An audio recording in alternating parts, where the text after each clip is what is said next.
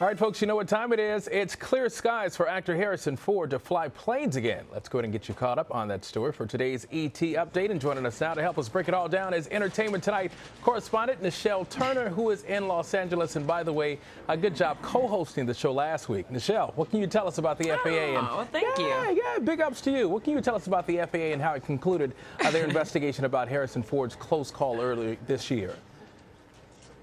Well, you know, some people say it's better to be lucky than good. Well, Harrison Ford is lucky this morning because he's not getting his license taken away from him. We have confirmed that the FAA has done their investigation into the incident where Harrison Ford landed the wrong way on a runway at John Wayne Airport, just narrowly missing a 737 that had 110 passengers in it. He is going to get to keep his license. He's also not going to be fined for this incident. Now, his attorney did give us a statement, and he said that they conducted a full investigation into the matter. They determined that no administrative or enforcement action was warranted. Harrison Ford, you know, he loves to fly. He's been a pilot for a very long time, but this is not the first time that he has had a close call. There was some talk that maybe this time the 74-year-old would get a sanction or would get his license pulled, but once again, he's keeping it. So he says he's going to continue to keep flying. Yeah, he's logged more than 5,000 hours in the air.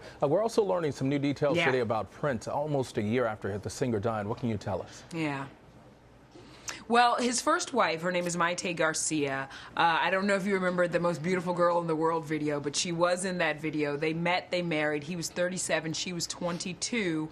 She is now releasing a memoir, and she's releasing in this book, she talks a lot about her life with Prince. Now, if you remember, they had a child, a son, Amir, who died when he was 6 days old. That is an incident that she says affected Prince for the rest of his life. It also affected her for the rest of her life. So she talks about that in the book as well. Prince is so private, his private life was so private, but she gives us a little bit of an inside and a look into what they experienced as a couple. And she does say that it was some of the best times of her life and also some of the darkest times in her life, especially with losing her child.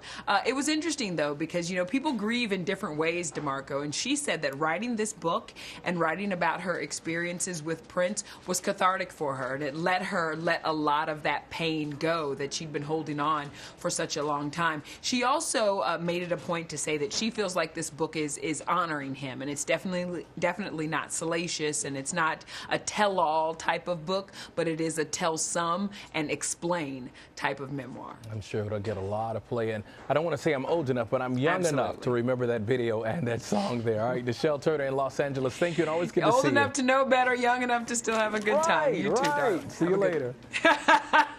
Bye.